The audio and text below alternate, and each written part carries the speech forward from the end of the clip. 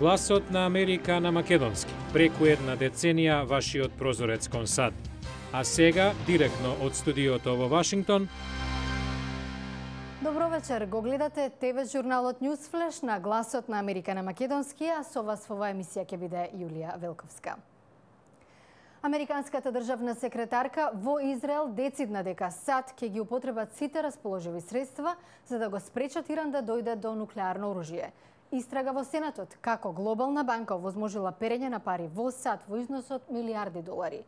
Половина од територијата на оваа земја и официјално под суша. Следат вестите. По разговорите со израелски представници во Ерусалим, Хилари Клинтон изјави дека иранските досегашни предлози по прашањето се недоволни. Подвлече дека САД се залагаат за дипломатско решение и дека иранските лидери се уште имаат можност да донесат правилна одлука. САД, Израел и неколку европски држави се сомневаат дека Иран развива нуклеарно оружје. Оваа земја негира.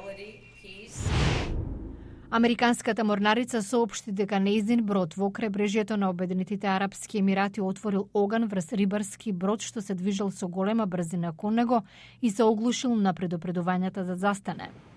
Властите на Емиратите велат дека во инцидентот загинало едно лице со индиско потекло, а тројца биле повредени. Истрагата е во тек. Сенатска истрага утврди дека слабата контрола во глобалната банка ХСБЦ со седиште во Лондон овозможила шверцери на дрога и други криминалци од Мексико да исперат милиарди долари во САД.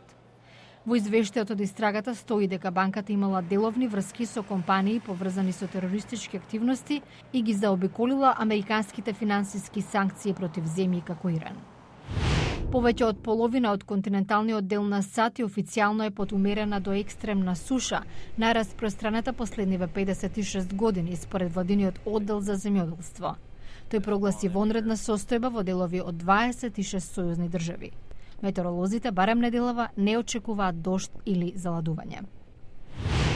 Администрацијата за храна и лекови одобри лек за кој вели дека е првиот на пазарот што го намалува ризикот од инфекција со вирусот ХИВ кај здравите лица. Лекот Трувада може да се користи на дневна основа во комбинација со заштита при сексуалните односи. Сепак, дел од експертите тврдат дека лекот не е безбеден и оти може да доведе до оштетување на бубрезите и губиток на коскено ткиво. Кошаркарите на САД на пробниот надпревар пред Олимпијадата во Вашингтон го совладаа Бразил со 80-69. Леброн Джеймс блескаше со 30 постигнати поени, но настанот го одбележа и присуството на председателот Барак Обама на трибините. Во забавниот дел на полувремето, камерата, која ги повикува гледачите на бакнеш, не го заобиколи ниту првиот човек на САД. Во вестите слушнавте дека половина од територијата на САД официјално е под суша. Тоа се одрази на земјоделските култури, а домино ефектот продолжи со порастот на цените на прехранбените производи. Експертите предупредуваат дека ова може да има големи импликации во другите делови од светот, особено во земјите во развој. Старо само неколку недели, годинешното лето е на пат да биде рекордно. Годинава би можела да биде особено тешка за земјоделците во САД, вели стручњакот Тери Рогенсак. Очигледно, ова е една од најсушните години од 1988 и има огромно влијание на репродуктивниот период за пченката, ама наредните 3 недели и за сојата. Без дожд на повидок, фармерот Мет Хјус би можел да загуби третина од жетвата. Мет депримира. Пченката се свива поради сушата. Гравот споро расте. Толку труд вложив, а ќе испадне дека бил за ништо. Акциите за пченката веќе нараснаа за преку 30% од мај, а за сојата преку 20%. Тоа ќе значи повисоки цени за лебот, млечните производи и месото, но не само за американските потрошувачи. Економистот Шринивас Турувангантај од Центарот за прогноза Джероми Леви објаснува. Доколку одгледувате свинско месо во Кина, која е една од најголемите конзументи на овој вид месо во светот, цената на свинското ќе зависи од цената на храната со која се хранат овие животни. Економската и политичка нестабилност ширум светот само ќе го зголеми проблемот. Без дожд и пониски температури во американските земјоделски региони, тој не исклучува можноста од недостиг на храна, па дури и глад во земјите кои се зависни од континуираниот и обилен увоз од Соединетите Американски држави. Лондонското метро, популарно наречено Тюб или Цевка, се подготвува за бранот посетители за Олимпијадата. Тоа е голем предизвик за 150 години стариот транспортен систем, што и унака работи со полн капацитет и е ранлив на механички проблеми и други застои. Лондонското метро е свет сам по себе. 12 милиони патници дневно и дополнителни 3 милиони за Олимпијадата. Возовите се обраќаат на неколку минути, со брзина што достигнува 100 км на час. Популарното Тюб дури има и културни катчиња.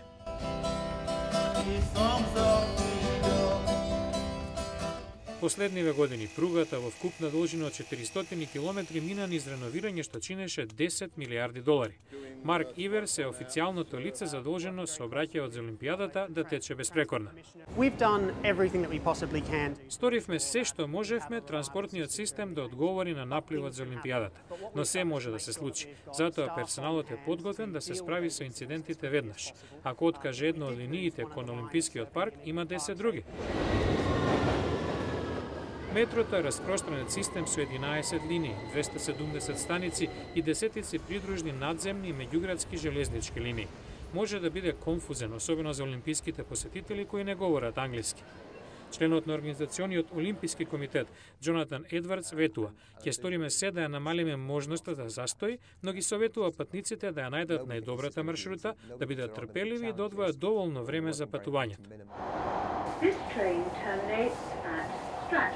Олимпискиот парк се наоѓа во Стратфорд, источен Лондон, една од најсовремените метростаници. Тука се вкрстуваат 5 линии. Насекаде има знаци, технолошки помагали и персонал кои ги водат туристите до олимписките борилишта. Но кој може да ги реши сите проблеми? Можноста од мали застои, но и поголем прекин, поплава или прекин на електрична енергија останува. Ниту најдобрата подготовка на овој свет не е гаранција дека секој ќе го фати возот на време. На времето носител на ХИВ вирусот и акутна форма на рак, а сега здрав.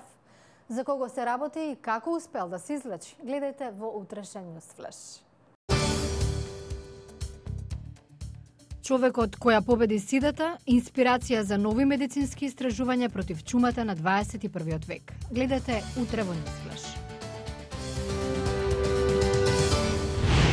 Ова е се за денес, како гледавте Ньюсфлеш на Гласот на Америка на македонски, а јас сум Јулија Велковска. За повеќе содржини ве покануваме да посетите нашата веб страница glasnaamerika.com, а станете и наш пријател на Facebook. Благодарам на вниманието, имате пријатна вечер и гледате ни утре.